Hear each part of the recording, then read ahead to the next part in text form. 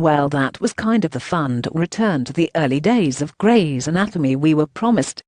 There was a lot of fun to be had in those 2 hours, with Bailey protesting against high heels and entertaining herself with the work being done on the partly exploded hospital, while Weber James Pickens Jr. chaperoned a bunch of mostly useless and very annoying students, which then led to one student losing his glasses and the bowels of a young boy Joe Camilla Luddington was operating on, which then led to Joe sleeping with the glassesless student and waking up in his mom's basement, where he lived.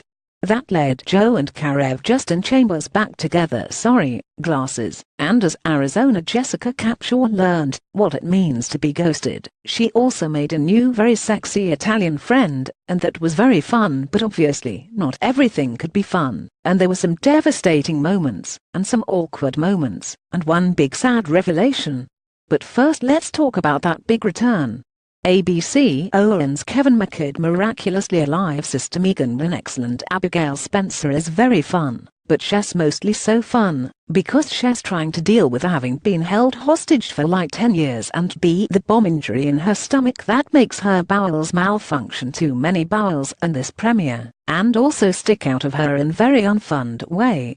Once her bowels are fixed, she plans to head right back to Iraq to take care of the kid she semi-adopted, meaning there's a nice big group of people in that hospital would rather her bowels didn't get fixed. One of her first concerns was whether or not Ruggs Martin Henderson was seeing anyone, which was obviously incredibly complicated as it was always going to be after 10 years. He wanted to be there for Megan 100%, but he had been dating Meredith Ellen Pompeo up until about 2 minutes before she returned, and no one wanted to tell her that it was Meredith he was now seeing, especially after Meredith took the lead on Megan's surgery. ABC It took Teddy Kim Raver showing up out of the blue to support her person Owen, to get someone to tell Megan the truth, but the way she did it was very rude, just waltzing up to Meredith in the middle of the hospital to tell her how inappropriate she was. Meredith ended up being the one to explain it, and while Megan was unhappy, she still wanted Mer to do the surgery. That surgery involved them planting a skin expander, then repairing the bowels and closing the expanded skin around them, except there wasn't enough skin. Megan cried and Meredith went into a kind of rage, until she thought of doing something that also occurred to us, but only because we didn't know it wasn't a thing people did. Mer was going to give Megan an ab transplant with help from Joe and her glasses guy. Meredith found the perfect donor and gave Megan a brand new stomach, despite Owen's protests, and now she'll be able to go back to Iraq in just a few weeks. Ruggs tried to propose to her before the surgery, but apparently she turned him down, telling him he was clearly still in love with Meredith.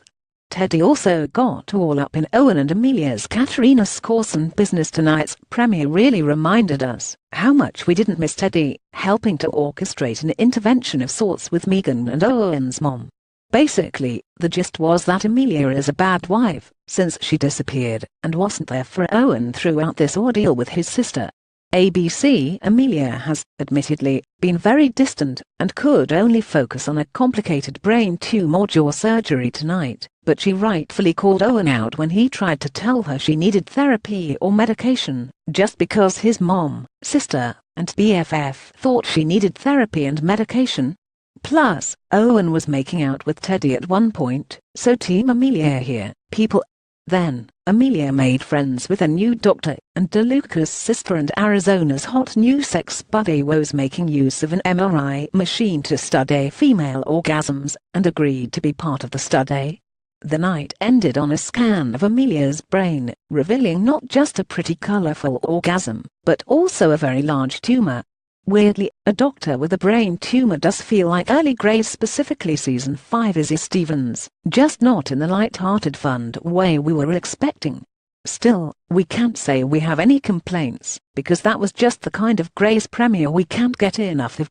Grey's Anatomy airs Thursdays at 8 p.m. on ABC,